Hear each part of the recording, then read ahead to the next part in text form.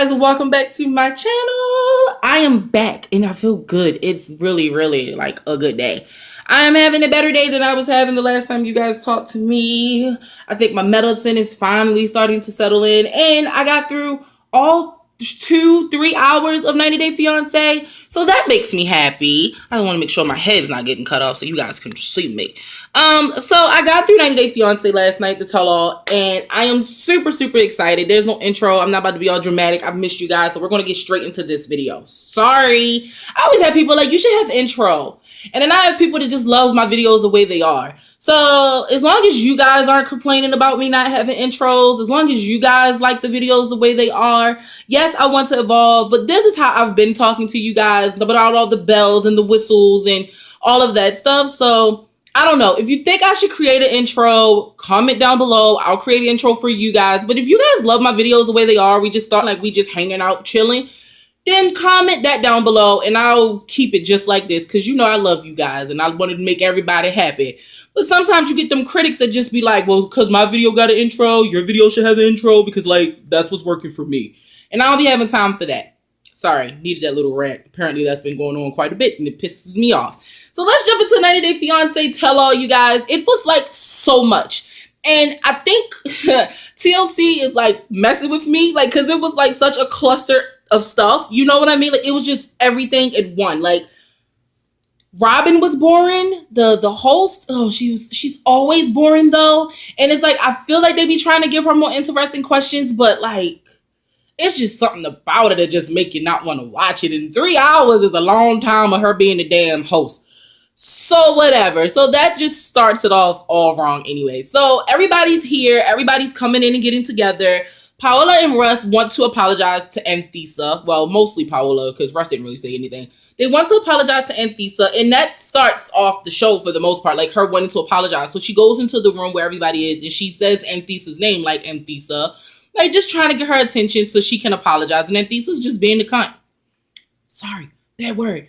I'll try to figure out to bleep that out, guys. But she's being and Powell's like, she hates her so much. And I'm just like, Powell, girl, you know you was wrong for last season, talking about that girl was ugly and all that crazy stuff, and thought she was going to be trying to hear you. And so finally we're on set. Luis is missing, but that doesn't shock me. He was kind of missing last season too. He showed up last minute. So here we are. We're on stage. It's time to talk.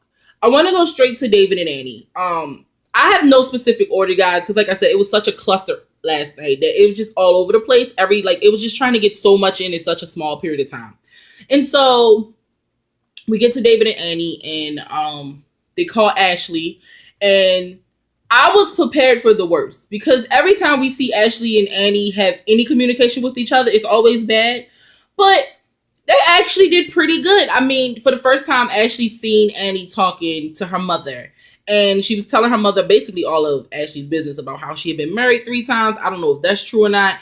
How she has these kids. And the mother calls, Ashley weird or whatever. And I think I was waiting for David to say something to Annie for that. Because when Ashley and his family says things about Annie, he jumps to her defense, which I think he should do. But I think if you're going to correct anybody, you should have, if you're going to correct them, you should correct everyone. Annie shouldn't be able to say anything about Ashley and vice versa. Like, but David, he kind of doesn't have a backbone. You know what I mean? When it comes to certain things, like, he's scared that Annie's going to leave, so he's not getting ready to, like, rock that boat or whatever. So he doesn't say anything. But everybody starts crying in the family. Annie starts crying. Ashley starts crying. David starts crying. And everybody's crying because they're finally figuring out a place to just, like, be.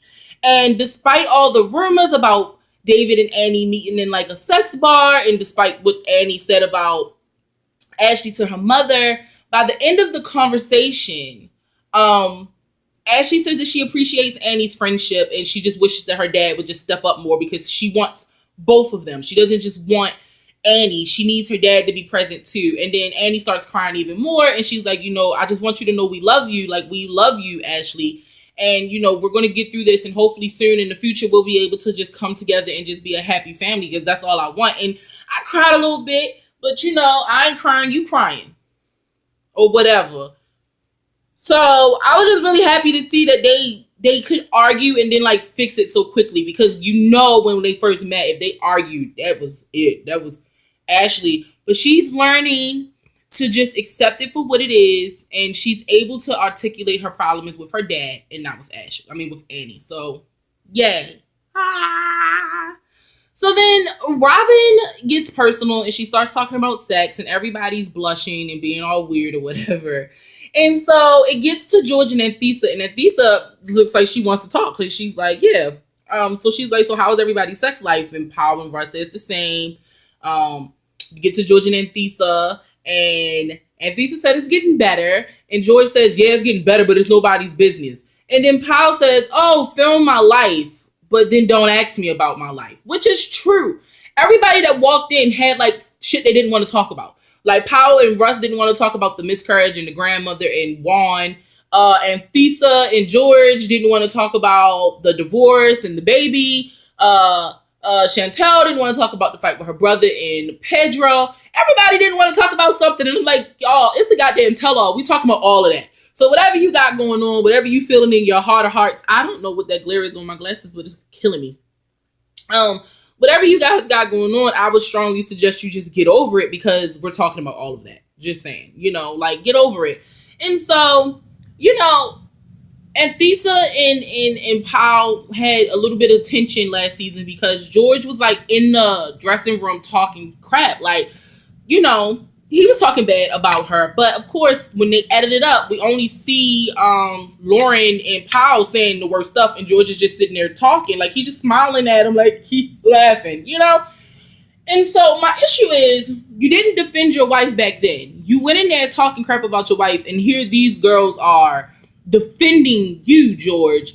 And so you're not going to take any ownership in that. But I don't know why that shocked me, because he doesn't take ownership of this 10-year-old kid that he got. So with that being said, so George and Anthesa, everybody's on this set saying that they act like they're better than everybody else. They don't want to eat with them. They don't want to be around them. She didn't travel to work. All this crap, right? And so we get to their part of the segment, and we're talking about the fact that George is a really, really fucked up liar. Like, he lies quite a bit. And because he's a liar, Anthesa says that she doesn't trust him. So they call the baby mother, whose name still is anonymous. We don't know who she is, because this happened in high school. So she said that her and George were dating in high school, and she got pregnant, and she let George go live his life. But after she realized how tough things were, she started saying, George, I really want you to get a DNA test. We need to get this test done. We have to get it done. And George basically ducked her for 10 years. She couldn't get in contact with him, couldn't find him. So finally, she reached out to Anthesa and said something to Anthesa, and then this is kind of how the messiness starts up. So then, Robin asked her, like, if George is proven to be the father, do you want him to be, like, what do you want him to do? And she's like, I don't want him to do anything. I just want to prove either he is or isn't the dad. Like, I don't want anything from her. And Anthesa's like, oh, well, if you don't want nothing from him, then why chase him down? And she was like, oh, I'm sorry, Anthesa. You're not a mother, so you don't understand why I feel the way I feel. And so Anthesa couldn't say anything, and finally someone was able to shut her up. Now, what's pissing me off is I've been defending Anthesa a lot this season. And then at the tell-all, she goes back to the person that I freaking hated in the beginning. She's like this superficial, selfish, nagging little brat. And her and George do not need to be together. And usually I do. That's what I'm here for, to tell you guys how I feel about people being together. But like them two, like, he's a liar, she's selfish, and it's like people would say match made in heaven, but it's not, because it ends up being toxic, because you have one person that's a liar and one person that's selfish, and then you put them together and it's like a big old crash, because the liar can't help but lie and the selfish one can't help but to be selfish. So she's like, we need to get this test done. The baby mother, sorry, we're going to call her Bridget for now. Bridget, the baby mother of George, allegedly, is like, we just need to get this test done. And she says that after we seen that first phone call where George tries to like set it up, she's like, nobody reached out to her again. They had her phone number. They had a way to contact her. Nobody reached out to her. And this is the first time of her talking to them after the first initial phone call where they said they were going to get the test done. And so George is like, I've just been putting it off. And it's like, why are you putting off something like that? Haven't you put it off enough? It's been 10 years, George. Like, this could really be your kid. And he's like, this isn't my kid. She only wants money. And Bridget says, I only asked George for money one time, and it was for like bread and Pampers and milk. Like, and he told me no. So I've just not talked to him again. Like I don't understand what he's talking about. And so they get off the phone with her, and Robin asks Anthesa if George is the dad, are you going to stay? And she said, no, I'm going to divorce him. That's his problem, not mine. I shouldn't have to take that on. And Molly instantly gets pissed, as she should. She's like, why would you leave? If that happened before you, why would you leave? She's like, I'm 22.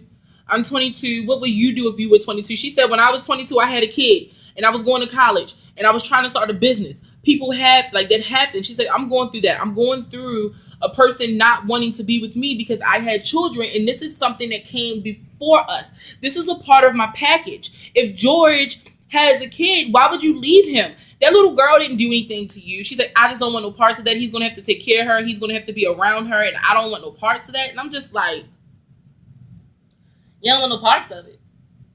Girl, you knew he probably had a kid before you came to the States, but you didn't know George was a liar. So because you didn't know George was a liar, you going to try to act like that wasn't what was going on, right? All right, Anthesa. And then last night, that sealed her fate for me. That showed her character to me. Because George is like, yeah, I would probably do the same. So you mean to tell me if she had a kid, you would leave? Like, that's some effed up stuff. Like, dude, what is really going on in this world? Like, I'm not making light of it, but like, people have children, and the kid didn't do anything to you. She needs her dad. And if you're going to be there for George, you have to be there for the kid. Like, I didn't understand that. Whatever. So that was that crap. And Lisa upsets me. So Molly finds out in the tell-all that Louise has been talking to Pedro and David. Now, Pedro, I get, because they're both from the DR. They probably know each other, you know? So Pedro, I understand. But I didn't understand David so much. But I guess he couldn't talk to Russ. I don't understand it at all. Like I said, the only person I really understand him wanting to talk to is damn Pedro, because they're both from the DR, so that made sense to me. David did not make sense to me. David can barely take care of his wife. I didn't understand it. Whatever. And so, so they're talking, and Luis has been telling people that Molly was abusive and she was beating the hell out of him, and he couldn't take it anymore. And so I'm just like, was she though? I mean, what? So apparently he had recorded, if you guys want to see what I'm playing with, I'll show you in a minute. He recorded Molly like cussing him out, and she said, yes, I cussed him out and told him that he was a piece of, because he was watching all this porn and big booty girls, and his phone is like flooded with this stuff, and I called him a piece of and told him that he wasn't, you know what I mean? Like, what a woman would do in a situation. She said, I paid a phone bill, I paid for the phone, and you're going to disrespect me. Now, porn is not the issue that I have. It's the other stuff that Molly revealed that she found in his phone on the actual show, the episode 9. She said she found all these messages of him talking to these girls, trying to get them to pay his phone bill, trying to do this stuff and do this stuff. And so he's been doing it since he's gotten back to the States. And so that's why Molly probably at that moment with the porn, it had enough, and she smashed the phone.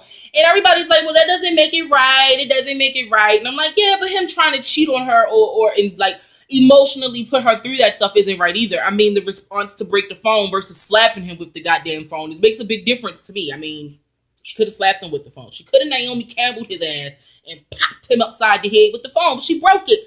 It's her phone. She pays the bill. Get over it, Louise. Like, dude, seriously, it's not the porn that's the problem. The problem is the women that's along with the porn. You get what I'm saying?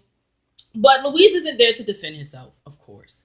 And so David and Pedro are sitting there trying to defend him. And David keeps saying, well, I think he needs to be here. So finally they play the clip of Louise in the house acting a cotton-picking fool and running around the house, slamming doors, and, just being weird. And so Pedro's like, it makes me think that what he told me is not all the way true. But of course, I hadn't seen this yet. And David said the same thing. Like, it changes things a little bit because, we didn't see this. We didn't see this side. And Molly's like, yeah, but he's going to tell you guys whatever he's going to tell you guys because he needs people to support him. And so Pedro just kept making a lot of weird faces about Molly wanting him to be deported. She says, I'm not taking care of him for 10 years. He can go back to the DR. And so Pedro steps up like he is going back to the DR. And I'm like, good. He needs to go back to the DR because his ass came over here with false pretenses anyway, Pedro. And so, I don't know. And they brought Olivia out. And Olivia talked about why she didn't want to be around Louise. Like, she's tired of being the emotional crutch for her mother. Like, when things go wrong, then Her mother leans on her. And every time Molly tried to touch Olivia pulled away, like, stop. Like, stop trying to, like, touch me and hold me. And it's clearly something else going on. And Robin says, well, do rumor is that you got a boyfriend. Like, she's like, yeah, I'm talking to somebody, whatever. And they asked Olivia, like, did you meet him this time? And she was like, briefly, but I don't really want to talk about that. Like, I don't want to get into that, And so they ask if he's older or young, and she says, oh, he's younger again. And David is so shit. David is so bad. He's like, go, Molly, get your groove back, or something along those lines. And I'm like, David, stop it. You know better than that. Don't do that, David. That's horrible. And so Robin says to Olivia, there's a scene where from episode 9 where Olivia and Molly meet for, like, to go skating, and she asks Olivia to come home. Molly does, and Olivia says, I think that we should just have a conversation about some things that you're expecting from me and some things that I'm expecting from you, because I don't want to go through this again. Keep in mind, she is 18. And so Robin's like, when I was 18 years old, I'd have never been able to tell my mother. Well, you don't have their relationship. Clearly, their relationship is something that nobody needs to understand but them. And so if there is a conversation that needs to happen in order for their relationship to be mended and to go back to the way it was, then there needs to be a conversation and some understanding on both sides, because she's grown. And you're asking me to come home even though I've already left. So if you want me to come home at 18 after I've been out on my own, and you're asking me to come home because you really just want me to help you with Kinsley, and you're asking that of me, then we need to have some understanding about what I will and will not tolerate. Like, I no longer want to be an emotional crutch for you. I no longer want you to just keep having people move into the house and you don't know them, and then you put me and Kinsley in, like, these crazy situations. I can't deal with that. So if that's what you're going to do, I'm not coming home. And I'm with Olivia. And Robin just upsets me with the questions like, if I was 18, girl, shut up. Shut up. Your mother, 18, your mother wasn't bringing nobody home from no foreign ass country that she only known for, like, a year or so. Like, girl, go somewhere, please. Nobody signed up for that. And so, whatever. Whatever. So that's how that ends, basically, with them. Olivia, she just looked like she didn't want to be there. She was over it. She didn't care enough anymore. And I think that's usually her attitude about this whole, like she didn't ask for any of this. You know what I mean? She just didn't ask for any of it. So we're going to do Powell and Russ. Powell and Russ, they are still beefing, but of course they would be, with 2 losses back to back, a child and then her grandmother. And then what do TLC do to try to spice things up? They call Juan. And Juan's a dick. I'm sorry, you guys. He is such a jerk. He is not a good friend. They're asking him, and he's like, he doesn't like Russ, and Russ didn't have, like, he wasn't working, and, like, Russ was saying he doesn't even support us having kids, and he was like, oh, you finally stable enough to have a baby? Like, you finally stable enough to be a papa? And Russ is like, see, he's an antagonizer. Like, he just does stuff to, like, piss us off, and you don't do or say anything. And she's like, I'm not going to choose between my friends, but I'm over it. And I'm like, Powell, he's not your friend. Understand that back in Colombia, you guys, sorry, I got bit by a mosquito. Understand that back in Colombia, you guys are, like, really, really close, but you guys aren't close like that anymore, and friendships change, and this one has changed. So Robin's like, there's somebody else back in Colombia that you wanted Powell to marry, and he says yes, and says that she still has feelings for this person. And I'm just looking at Powell like, this is your friend? This is your friend. He's trying to mess up your marriage, and this is your friend? This is crazy. Like, what are you doing right now? Their storyline, like, I'm over it, because it's simple. It's cut and dry to me. Both of them need to open up. Juan needs to be removed from the relationship, and all can be right with the world at some point. But as long as everybody's holding on to everything, it's not going to happen. So Powell and Russ, I'm over it. But the crazy thing about Powell, Russ, and Anthisa was that Anthisa, like, jumped at Powell. Like, she jumped at her. Like, she was getting ready to pop her in her face. And this is all because of some stuff that Powell said last season. George was being a big ass baby and complaining about his wife, and everybody was defending him. And of course, TLC do what TLC do. They cut out all the crap he was saying and not the crap that Powell and Lauren was saying. And so Anthisa has, like, this huge, like, she can't forgive Paola because Paola was talking about her and just all this stuff. And I'm like, you can forgive your lying, cheating husband, but you can't forgive somebody for calling you, like, for saying that you're not that pretty, but you are pretty, and asking if you were a mail-ordered bride. I mean, that's how he was handling you at the time. People were just asking questions because he wasn't talking. And yes, Paola was wrong for attacking her appearance, but if you are not going to allow her to apologize, then how can you still be mad? And it all started because Powell, like somebody was trying to get George's attention. And Powell was like trying to get George's attention so that he can see that one of the producers was trying to get his attention. And she does this to Powell. And she's like, did you just give me the finger? And she's like, you were talking about me. Oh, their voices. I'm sorry, y'all. It's a lot. And she just continues to say, you're talking about me and blah, blah, blah. And she jumps up and everybody jumps up to try to stop it. And it was just so fucking dramatic. It was just so dramatic and I was over it. And they didn't fight, of course. And if somebody asked me, like, if I had to, like, pin them against each other, I don't know. Because one's from Russia and one's from Colombia. And I think that both countries, their girls are brought up kind of, like, tomboyish, you know what I mean? Like, pretty but feisty. So I don't know who would win that. But the fact that Anthisa jumped the way she did and Powell just sat there, I kind of got my money on Powell because it's usually the really calm ones that will tear you up. The ones that's like barking a lot, they run away. You know, it's like a little dog that barks a lot. And then you walk up to the dog and the dog like, and it goes away. I think that's Anthisa. She was barking a lot to try to like strike some fear. And Powell was just like, I will beat that little girl's ass. Like, she has no idea who I am. And I believe it. I believe with that calm demeanor when somebody jumps in your face that you might be a little crazy. So that's where I'm at with that one, okay? And Thesa asks Powell, is she going to be a porn star? And Powell said, at least I'm working. At least I'm working, little girl. And at some point, they just stopped talking to each other, which thank God, because I was over it. I don't know if that shit was staged, if they paid them a little bit of extra cash, like, deal with that, because it just was so random. And Thesa has been talked about before and has come to the tell-all and has never had that type of confrontation. I don't care. I don't care, guys. I don't care. So let's jump into Chantel and Pedro. Like, they still fighting over the river thing. And Chantel finally watched the scene and she sees that Pedro does jump up and run around the table to try to get to River. And so with that being said, whether River hit a light fixture or not, you ran around the table when you could have gotten your sister and left.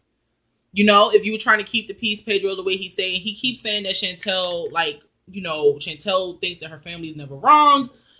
And I mean, she's aware that her family's wrong, but he just doesn't care. And like, he doesn't see that his family's wrong. So now it's like Chantel's here and he's here, you know, with each other. Guys, I don't know. I don't even want to talk about them because there was no conflict resolution there. Like, nothing was resolved. He told Chantel that once he leaves her, she's going to remember that he left her. And she walked away crying because he keeps threatening to leave. And at this point, I think that he should just go. You know? Like, I love my husband, and we've had really, really bad fights before, too. But to keep threatening divorce, it's like, after so many times of hearing it, you just start to feel like, well, if you're going to go, go. And so, that's that one, you guys. I don't know. I don't know. So we're going to wrap it up a little bit because I don't want this video to be too long. So I'm going to end it with Azin and Nicole. They are still in Morocco. They are not married yet as of right now in TV land. We will not find out if they get married or not until next episode. And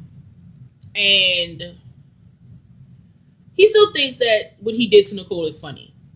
And what I found out in episode 9 is that he admits to Nicole's mother that he had been talking to other women from the beginning and it just never stopped. Like, he just kept his options open.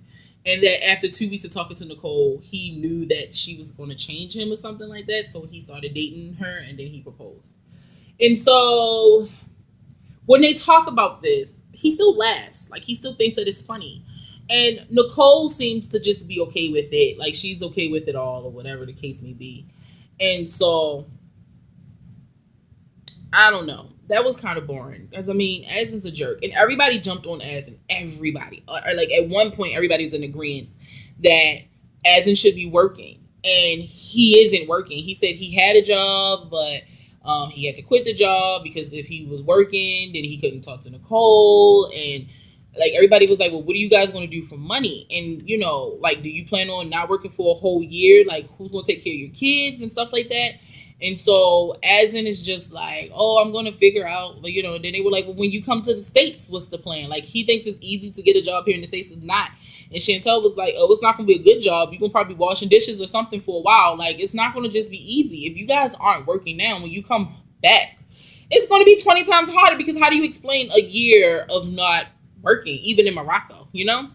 And Asin and them seem to not care, not a lick a bit. And he knows Nicole's gonna take care of him, and that's why he don't care. And I'm so over it. You guys, the tell-all was all over the place, and I think I hit like all the important points because everything in between is just like a lot of chatter and gossiping.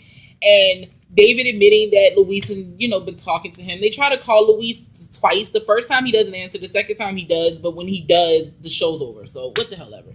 Guys, the tell-all wasn't all that interesting. I think the most interesting part to me was when we started talking about the sex thing, and Annie admits that she couldn't have sex while David's son was there because the rooms were way too close and way too the walls were too thin, and how she had to simulate having sex with her pillow, and if David could hear her in the next room, then it couldn't happen.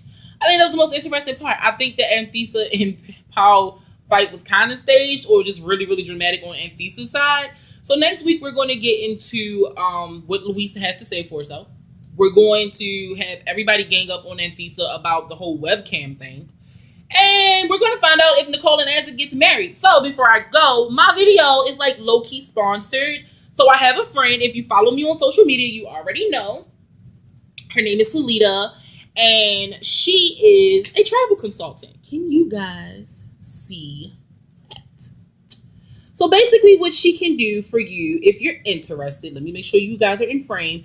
If you're interested in this, what you guys can do is get in contact with her, call that number. I'm going to leave all her information in my description. You can call that number and she can get you discounts on your trips in hotel rentals and car rentals and airfare and all types of goodies. And she can get you up to 60% off on all of that stuff. Maybe not as a bundle, but some discounts are always good, you guys. So if you're interested in traveling and you want to save some money, call her, reach out to her. Like I said, I'm going to have her information in the description.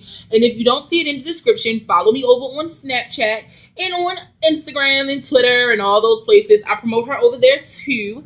She's really, really good, you guys, and she's such a sweet person. So give her a call if you're interested in traveling on a budget.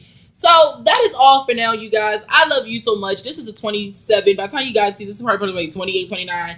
I love you guys. I will be back sometime this week with a new video. I'm not sure what it's going to be, but I haven't just been feeling so good. I want to push out as many videos as I can before my body starts to be a jerk towards me again. So that is all for now. I hope you guys have an amazing day. I love you all so much. We are so close to 200 subscribers. I keep saying that, and I'm so excited about it because it's only 200, but damn it, it's our 200. And if you guys can share these videos and thumbs them up and subscribe to the channel if you like it, comment down below. I would appreciate it. Any little bit helps. I love you guys. Go be great. Bye.